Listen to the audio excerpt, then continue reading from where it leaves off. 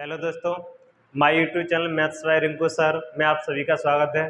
जिन्होंने video like और subscribe नहीं किया है, आप लाइक और सब्सक्राइब कीजिए, अपने दोस्तों के साथ शेयर कीजिए। आज टॉपिक रहेगा रेलवे ग्रुप डी और एनटीपीसी के वो क्वेश्चन जो प्रीवियस एग्जाम में पूछे गए हैं। इसका पार्ट 3 रहेगा आज। जिन्होंने पार्ट 1 और 2 नहीं देखा है तो आप पार्ट 1 और 2 देखें, उसके बाद पार्ट 3 देखें। पार्ट 3 का पहला क्वेश्चन है निम्नलिखित संख्या में कितनी संख्याएं 175 से पूर्णतः विभाजित है। क्वेश्चन है निम्नलिखित संख्याओं में कितनी संख्याएं 175 से विभाजित हैं। संख्या दी है 500, 500, 875, 1375, 1575, 1575, 1915, 1915, 2625, 2625, 2850, 2850, 3325, 4335, 4335। क्वेश्चन है ये दी गई संख्याएं 175 से विभाजित हैं। इसमें से ऐसी कितनी संख्याएं जो 175 से विभाजित हैं। तो इसका नियम ये रहेगा कि या तो 175 का पहाड़ा याद हो तो इस संख्या में 175 का भाग दीजिए और जितनी संख्या 175 से डिवाइड हो रही हैं वो संख्या निकल आएंगी, तुम्हारी आंसर हो जाएगा। तो इसमें 175 से विभाजित है तो 175 के फैक्टर कर लेते हैं। तो 5 × 5 × 7, 5 × 5 = 25, 25 × 7 = 175। तो इसमें से ऐसी संख्या देखिए जिसमें 5 और 7 का भाग जा रहा है, जिसमें 5 और 7 का भाग जा रहा है वो संख्याएं 175 से विभाजित होंगी, क्योंकि इसके फैक्टर होते हैं 5, 5, 7। तो यहाँ जो संख्या 5 से और 7 से विभाजित हो रही है वो संख्या 175 से भी विभाजित होगी, वो संख्या 175 से विभाजित होगी। तो दी गई संख्याओं में ऐसी कितनी संख्याएं हैं जो 175 से विभाजित होंगी। तो ऐसा करते हैं सभी में 5। देखो 5 से सभी संख्या विभाजित हैं, 5 से सभी संख्या विभाजित हैं। ऐसा करते हैं भाग 7 का देते हैं, भाग 7। तो 7 से डिवाइड इसका 7 में भाग दीजिए तो 7 7 49, 7 का भाग नहीं जा रहा, ये संख्या 175 से विभाजित नहीं होगी। 7 का भाग इसमें दीजिए तो 7 × 7, 1 बचेगा, 14 हो जाएगा, 7 दूनी 14, 7 में 35 भाग जा रहा है। अगला है इसमें दीजिए 7 का, 7 दूनी 14, 1 बचेगा, 17 हो जाएगा, 7 दूनी 14, 7 में 35 ये भी भाग जा रहा है। इसमें दीजिए 7 दूनी 14, 5 बचेगा और 51 हो जाएगा, 7 7 49, नहीं इसमें भी भाग नहीं जा रहा।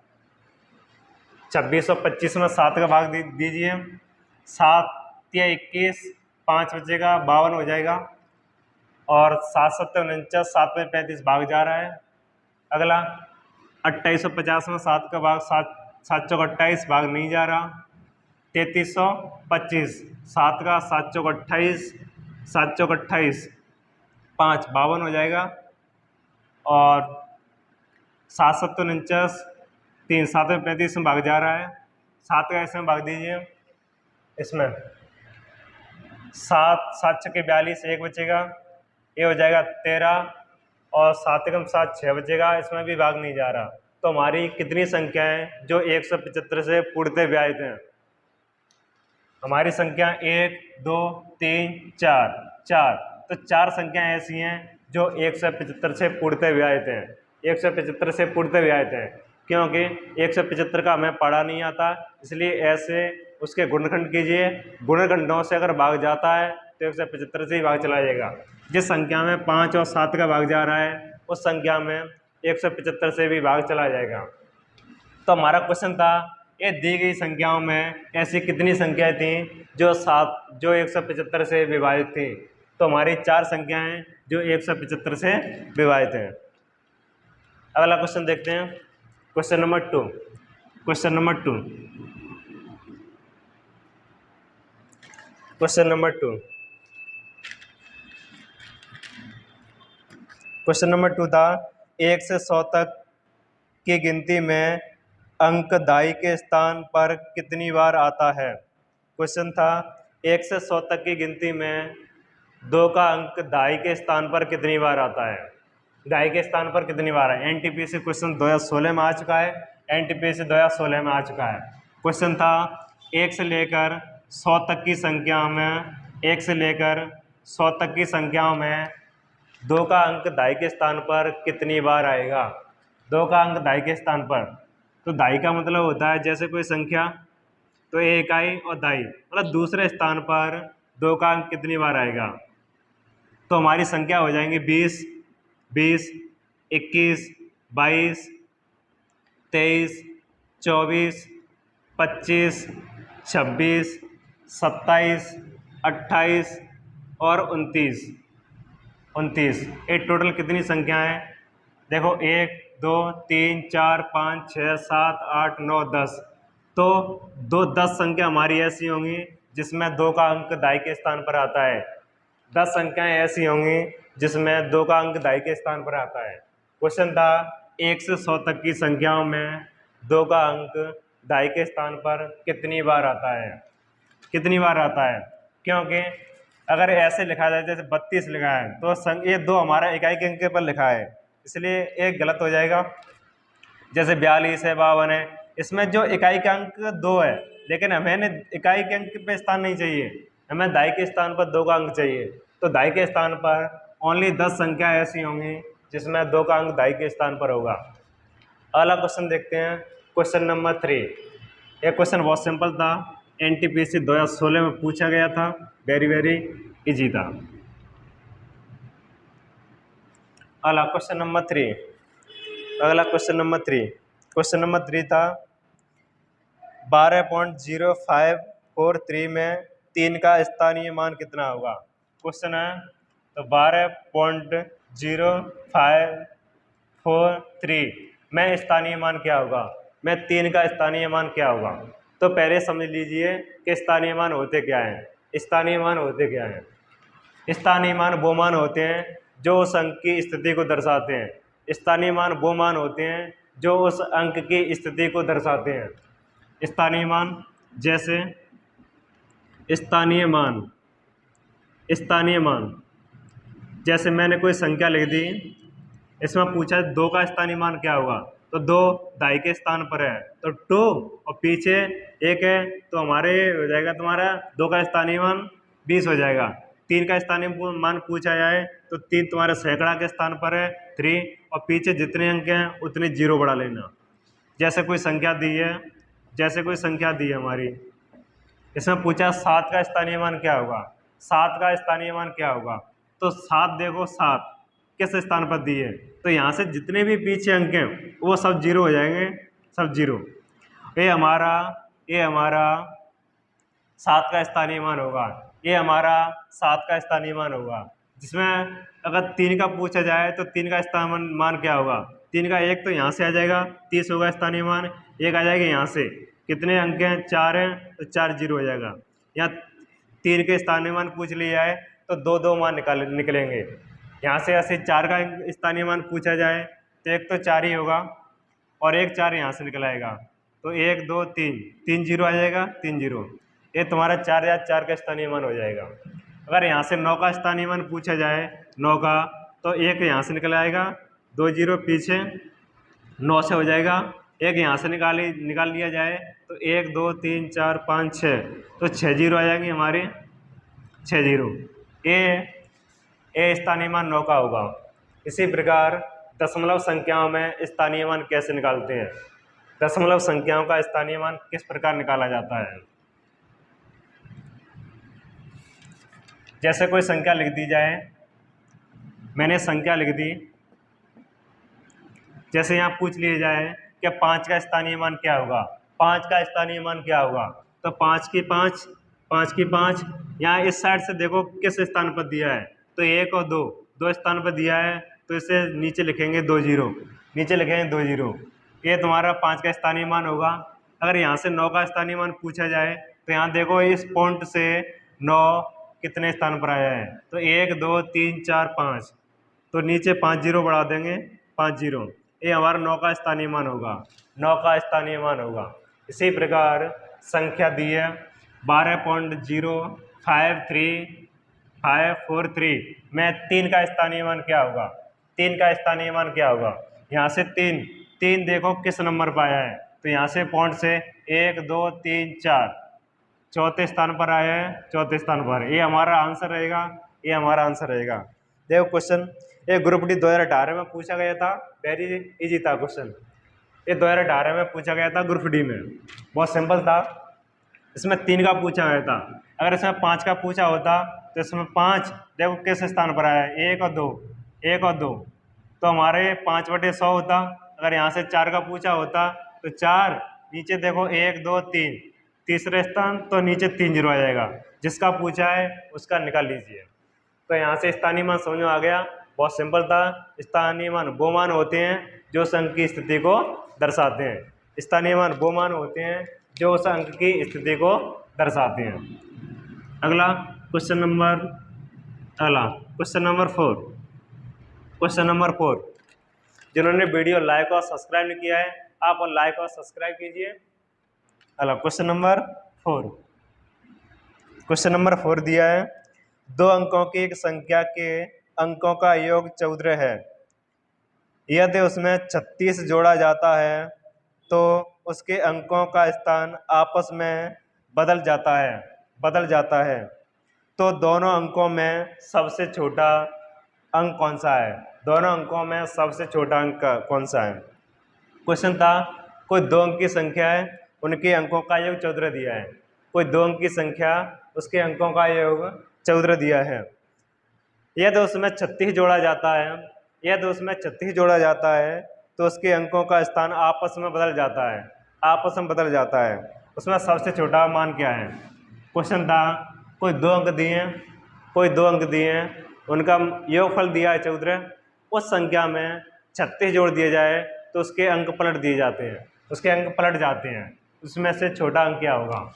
देखो यहाँ, या तो ऐसी कोई संख्या मान लीजिए, ऐसी कोई संख्या जिसमें 36 ऐड करने पर उसके अंक पलट जाते हैं और उन अंकों का योगफल भी 14 होना चाहिए। ऐसी कोई संख्या देख लीजिए, जैसे मान लो ऐसी कोई संख्या क्या हो सकती है, जैसे मान लो 59 है। 59 में 36 जोड़ दिया जाए तो वो संख्या हो जाएगी हमारी, ये तुम्हारी 15 हासिल, ये हो जाएगी 95। देखो संख्या हमारी थी 59, वो हो गई 95, उसके अंक बदल गए। तो वही तो पूछा था कि कौन सी संख्या है जिसमें 36 ऐड करने पर अंक पलट जाते हैं, क्योंकि यहाँ देखो अंकों का योगफल भी 14 दिया है, उसमें 36 ऐड करने पर उसके अंक पलट जाते हैं। क्वेश्चन में पूछा था उसमें से छोटा अंक कौन सा है, तो इसमें छोटा अंक 5 है, यही आंसर रहेगा, छोटा अंक 5 है। क्वेश्चन नंबर 4 सिंपल था। चलो इसे बेसिक से कैसे करते हैं, ये तो हमने संख्या मान ली, इसे बेसिक से कैसे किया जाएगा? चलो इसे बेसिक से देखा जाए। जैसे कोई 2 अंक मान लो इकाई का अंक x, दहाई का अंक y है। क्वेश्चन है, दोनों के अंकों का योगफल 14 है, दिया है। अब पूछा था कोई दहाई का अंक, पहले कोई दहाई की संख्या निकाल लेते हैं। मान लो संख्या क्या होगी, संख्या फॉर्मूला होता है 10 दहाई प्लस इकाई, क्योंकि कोई संख्या जैसे ही लिखी है तो इसी तरीके जोड़ते हैं, पहले यहाँ इकाई आएगा फिर दहाई आएगा, तो पहले इकाई फिर दहाई, 10वें, ये संख्या आ गई हमारी। अब क्वेश्चन है, इस संख्या में 36 जोड़ने पर उसके अंक पलट जाते हैं। इस संख्या में 36 जोड़ने पर उसके अंक पलट जाते हैं। तो 10 y प्लस एक्स में 36 जोड़ दिया जाए तो उसके अंक पलट जाएंगे। संख्या हमारी 10 y प्लस एक्स थी, वो संख्या हमारी 10 x प्लस y हो जाएगी। देखो हमारे अंक पलट गए, जो दहाई के स्थान पर y था वो इकाई के स्थान पर आ गया, जो इकाई के स्थान पर x था वो दहाई के स्थान पर पहुंच गया। तो 36 जोड़ने पर उसके अंक पलट दिए जाते हैं। यहाँ से 36 इसको इधर ट्रांसफर कीजिए तो 10x प्लस y, यहाँ से माइनस 10y माइनस के x, ये 36 यहाँ से घटाएंगे तो 9x, यहाँ से घटाएंगे तो 9y माइनस के 9y, 36 यहाँ से 9 कॉमन ले लीजिए, तो यहाँ से क्या आ जाएगा, x माइनस वाई बराबर 4, x माइनस वाई बराबर 4। एक समीकरण ए रहा, दूसरा ए रहा, तो यहाँ से x प्लस वाई बराबर 14, x माइनस वाई बराबर 4। यहाँ से x और y के मान निकालकर इस संख्या में रख दीजिए, उससे आंसर आ जाएगा। यहाँ से x का मान निकालना है, तो इन दोनों को जोड़ के 2 का भाग, दोनों को जोड़ के 2 का भाग। अगर यहाँ से y का मान निकालना है तो दोनों को घटा के 2 का भाग, दोनों को घटा के 2 का भाग। तो हमारे मान आ गए, x का मान 9 और y का मान 5, y का मान 5। तो यहीं से समझ में आ रहा है छोटा अंक कौन सा होगा, छोटा अंक कौन सा होगा, तो छोटा अंक हमारा होगा 5। फिर भी संख्या निकाल लेते हैं, संख्या थी 10, y की जगह 10, y की जगह ये y की जगह थी 5 प्लस x की जगह 9, ये आ जाएगा 59। ये 59 ऐसी संख्या थी कि उस संख्या में 36 जोड़ देते हैं तो हमारे अंक पलट जाएंगे, 95 हो जाएगा। संख्या पूछा था, इसमें पूछा था छोटा अंक कौन सा होगा, तो छोटा अंक 5, यही आंसर रहेगा, छोटा अंक 5 रहेगा। ये आंसर था, ये बेसिक से था, लेकिन ये बहुत बड़ा हो जाएगा, इसलिए ऐसी कोई संख्या मान लीजिए उसमें 36 ऐड करने पर उसके अंक पलट जाएं और उन अंकों का योगफल भी 14 होना चाहिए। अगला देखते हैं क्वेश्चन नंबर 5। अगला question number 5।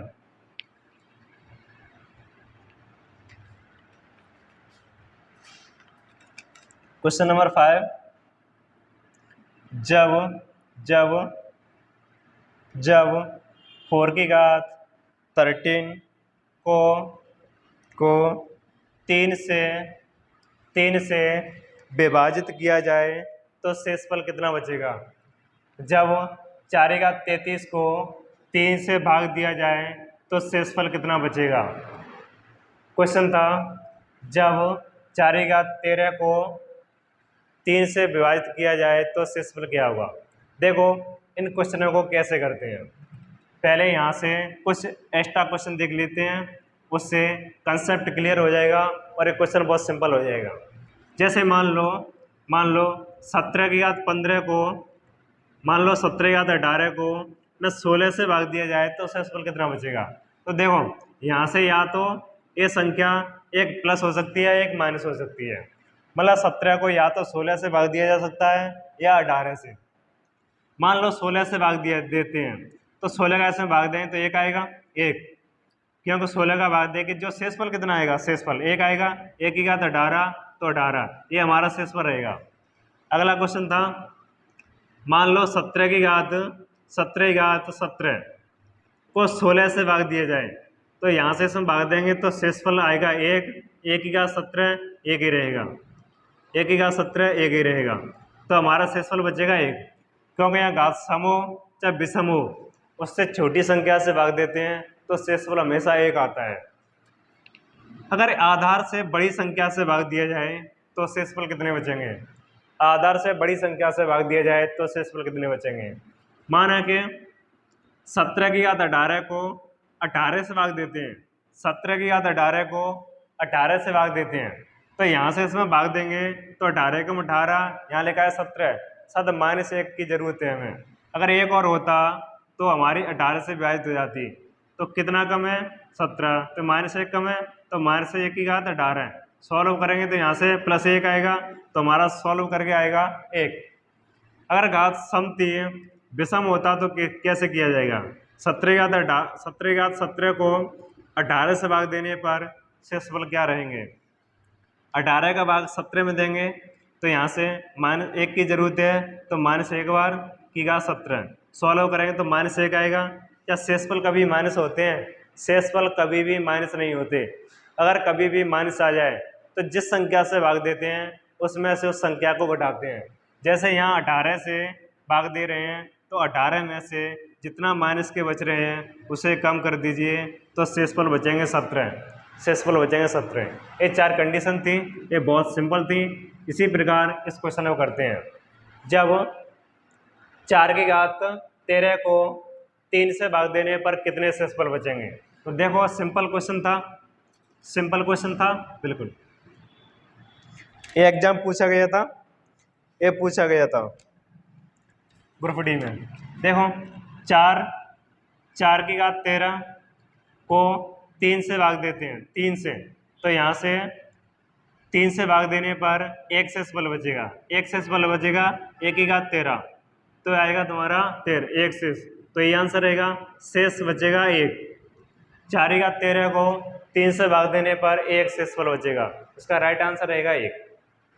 Question number 6, question number 6, question number 6 है, यदि 4 क्रमागत प्राकृत संख्याओं के गुणनफल को प्राकृत संख्या p से बढ़ा दिया जाए तो यह पूर्ण वर्ग बन जाता है, p का मान क्या होगा।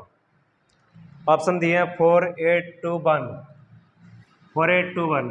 अब क्वेश्चन है कि किन्हीं भी 4 लगातार क्रमागत संख्याओं का गुणनफल अगर p जोड़ दिया जाए उसमें तो पूर्ण वर्ग बन जाता है, p का मान क्या होगा। तो हमारी संख्याएं होंगी, मान लो कोई भी संख्या 1, 2, 3, 4 लगातार क्रमांक संख्या हो गई, इनका गुणनफल आएगा, इनका गुणनफल 24। माना कि दूसरी मान लो 2, 3, 4 और 5, इनका गुणनफल आएगा 120, 120। क्वेश्चन है इसमें p का मान क्या जोड़ा जाए, मतलब इसमें p जोड़ दिया जाए तो वो संख्या पूर्ण वर्ग बन जाती है। माना कि p जोड़ दिया जाए तो वो संख्या पूर्ण वर्ग बन जाएगी, पूर्ण वर्ग बन जाएगी, पूर्ण वर्ग।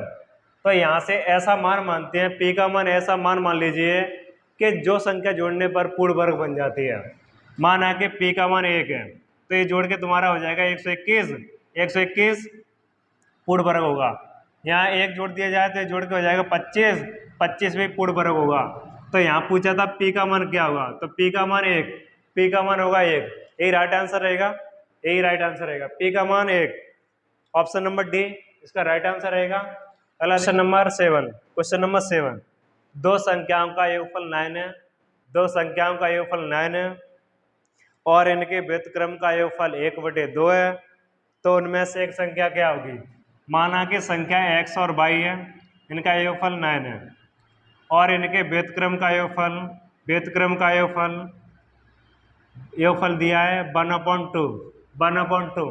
यहाँ से कोई संख्या ऐसी मान लीजिए कि योगफल 9 आ जाए और इनके व्युत्क्रम का योगफल 1/2, तो यहाँ से संख्या मान लेते हैं 6 और 3, तो जोड़ के आ जाएगा 9। यहाँ से 1/6 प्लस 1/3 एलसीएम ले लेते हैं 6, इसका इसमें भाग दीजिए 1 आ जाएगा, 3 का इसमें भाग देंगे ये तुम्हारा 2 आ जाएगा, 3/6 काट के 1/2 आ जाएगा। ये संख्या हमारी सेटिस्फाइड हो गई। तो यहाँ x का मान आ जाएगा 6 और y का मान आ जाएगा 3। इसमें पूछा था एक संख्या क्या है, एक संख्या क्या है, इसके ऑप्शन दिए हैं 2, 6 और 5 और 4। इसमें 6 मैच कर रहा है तो आंसर रहेगा 6, इसमें से एक संख्या हो जाएगी 6। ये तो ऑप्शन माने किया था, बिना ऑप्शन से कैसे करेंगे, बिना ऑप्शन से कैसे करेंगे इस क्वेश्चन को। तो यहाँ से माना कि दोनों संख्याओं का योगफल 9 है और 1/x प्लस 1/y बराबर 1/2। यहाँ से एलसीएम ले लीजिए, तो x और y यहाँ इसका गुणा करेंगे तो ऊपर आ जाएगा x प्लस y बराबर 1/2, 1/2। x प्लस y का मान 9 दिया है, x प्लस y का मान 9/xy बराबर 1/2। यहाँ से xy का मान आ जाएगा, ये 9 दूनी 18, 18 आ जाएगा, 18। तो यहाँ से या तो समझ में आ रहा होगा कि गुणा 6 इंटू 3 क्या 18 होगा और 6 3 9 होगा। फिर भी सूत्र से कैसे करते हैं, तो मान लो x प्लस वाई का होल स्क्वायर बराबर x प्लस वाई का, सॉरी यहाँ x माइनस वाई का whole square, x plus y का होल स्क्वायर माइनस के 4xy, ये फॉर्मूला होता है। तो यहाँ से x माइनस के y का whole square, x plus y का मान दिया है 9 माइनस 4 इंटू एक्स वाई का मान दिया है 18। ये आएगा तुम्हारा 81 माइनस 18 दिया 54, ये आ जाएगा ये हो जाएगा तुम्हारा 18 चौक 72, 18 चौक 72 घटा के आ जाएगा 9। तो यहाँ से x माइनस वाई का होल स्क्वायर 9, तो x माइनस वाई का मान आएगा 9। यहाँ x माइनस वाई का मान 3, यहाँ से x प्लस वाई का मान 9 और x माइनस वाई का मान 3। तो यहाँ से इसको इक्वेशन को सॉल्व कर लीजिए। जैसे x का मान निकालना है तो दोनों को जोड़ के 2 का भाग, दोनों को जोड़ के 2 का भाग, y का मान निकालना है दोनों को घटा के 2 का भाग, दोनों घटा के 6, यहाँ 2 का भाग 3। तो हमारे मान आ जाएंगे 6 और 3। तो यहाँ से जो मान पूछा था इसमें से कोई एक मान क्या होगा, तो 6, ये ऑप्शन दिया है, राइट आंसर रहेगा। अगला, जिन्होंने वीडियो लाइक और सब्सक्राइब नहीं किया है आप लाइक और सब्सक्राइब कीजिए, अपने दोस्तों के साथ शेयर कीजिए। अगला क्वेश्चन नंबर 8, क्वेश्चन नंबर 8, अगला क्वेश्चन नंबर 8, अगला question number 8, question number 8, 63 minus के -3 कोष्टक में -2 -8 -4 डिवाइड 3 का 5 प्लस -2 और -1। सबसे पहले कोष्टक को सॉल्व करते हैं, सबसे पहले कोष्टक को। तो यहाँ से 63 माइनस के 3, यहाँ सॉल्व करें तो -14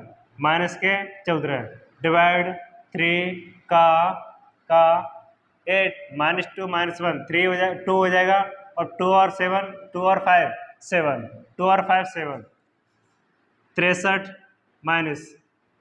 माइनस ये तुम्हारा हो जाएगा 14 42 भाग 3 का, पहले का को सॉल्व करेंगे उसके बाद भाग को सॉल्व करते हैं। तो 3 सत्ते, यहाँ का मतलब गुणा होता है, 3 सत्ते 21, यहाँ माइनस को बाद में सॉल्व करते हैं, भाग को पहले करते हैं। तो यहाँ से 21 दूनी 42, तो 63 में से 2 कम करते हैं तो आ जाएगा 61 राइट आंसर रहेगा। इसका ऑप्शन नंबर डी था, इसका ऑप्शन नंबर डी। एक ग्रुप डी 2018 में क्वेश्चन पूछा गया था, बोर्ड मास से क्वेश्चन हर एग्जाम में 2 से 3 क्वेश्चन आते हैं। यहाँ से सिंप्लीफिकेशन के 2 से 3 क्वेश्चन हर एग्जाम पूछ जाते हैं, चाहे तो वह एसएससी हो, चाहे रेलवे हो, ग्रुप डी कोई भी एग्जाम हो, एनटीपीसी हो, हर एग्जाम पूछे जाते हैं। अगला क्वेश्चन नंबर 9, क्वेश्चन नंबर 9, अगला क्वेश्चन नंबर 9, क्वेश्चन नंबर 9 रहेगा हमारा ए 2 से 1/3 माइनस के 5 प्लस 2 -3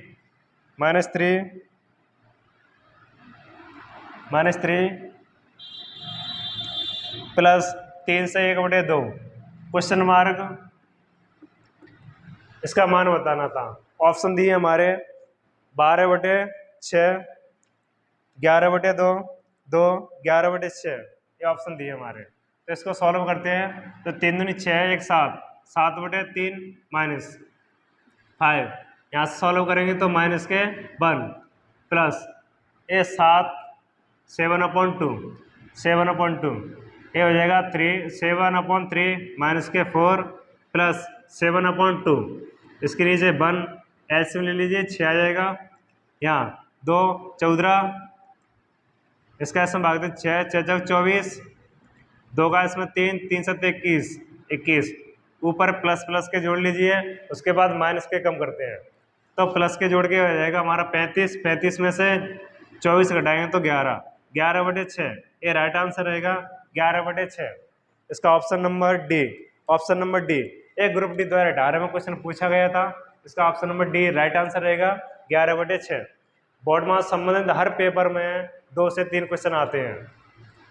जिन्होंने वीडियो लाइक और सब्सक्राइब नहीं किया है आप लाइक और सब्सक्राइब कीजिए, अपने दोस्तों के साथ शेयर कीजिए। अगला क्वेश्चन देखते हैं, क्वेश्चन नंबर 10, क्वेश्चन नंबर 10,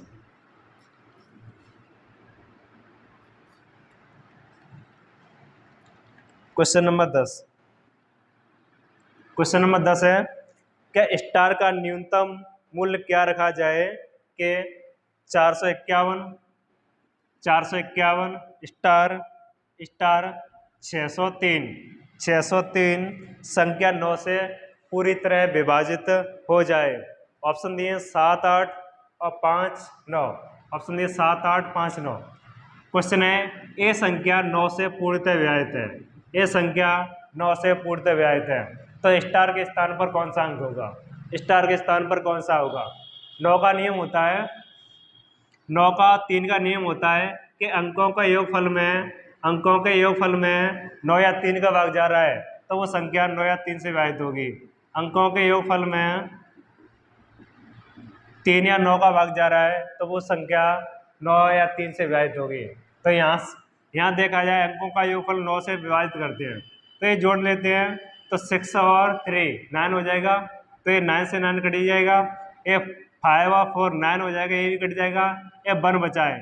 यहाँ स्टार के स्थान पर 8 का अंक आ जाए तो यहाँ 8 1 9 9 का अंक आ गया और 9 से डिवाइड हो जाएगा। तो यही पूछा था स्टार के स्थान पर कौन सा अंक होगा, तो स्टार के स्थान पर होगा 8। यही ऑप्शन, यही राइट आंसर रहेगा। इसमें ऑप्शन नंबर दूसरा दिया है, ऑप्शन नंबर बी 8 आंसर रहेगा। ये क्वेश्चन बहुत सिंपल था, इसमें विभाज्यता से संबंधित 1 या 2 क्वेश्चन हर पेपर में आते हैं। अगला क्वेश्चन देखते हैं, question number 11। Question number 11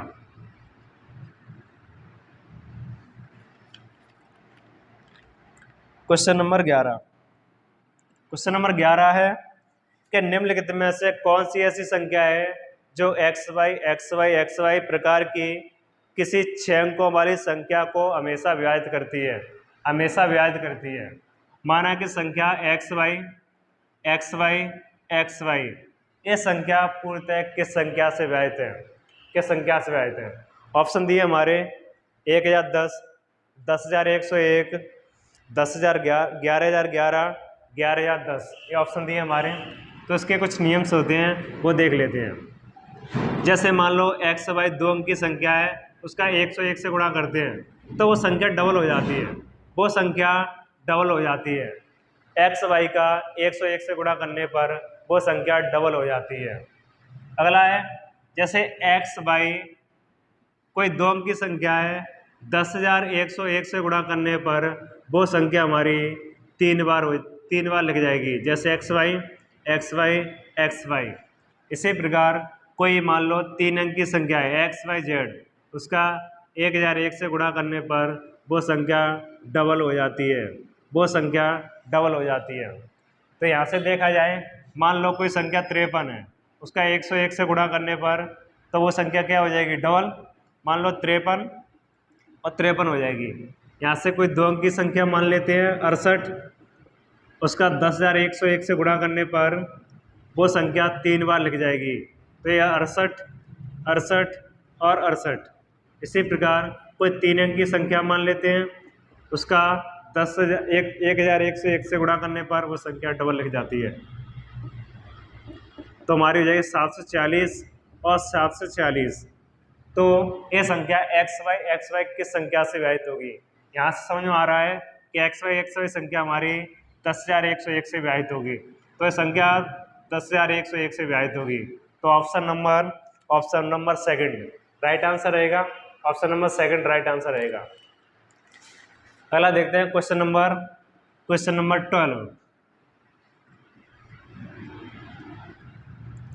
number 12।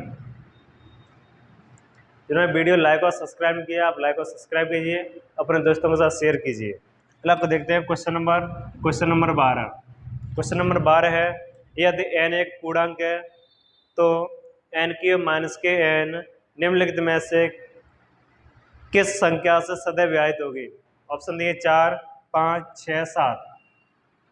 Question है n एक पूर्णांक है, n एक पूर्णांक है, n³ - किस संख्या से विभाजित होगी? पूर्णांक संख्या क्या होती है? सबसे पहले पूर्णांक संख्या समझते हैं। पूर्णांक संख्याएं वो संख्या होती हैं जो -अनंत से लेकर +अनंत पर समाप्त होती हैं, पूर्ण संख्या कहलाती हैं। या फिर पूर्ण संख्याओं में ऋणात्मक संख्या को भी सम्मिलित करने पर पूर्णांक कहलाती हैं। तो पूर्णांक संख्या हमारी -अनंत से लेकर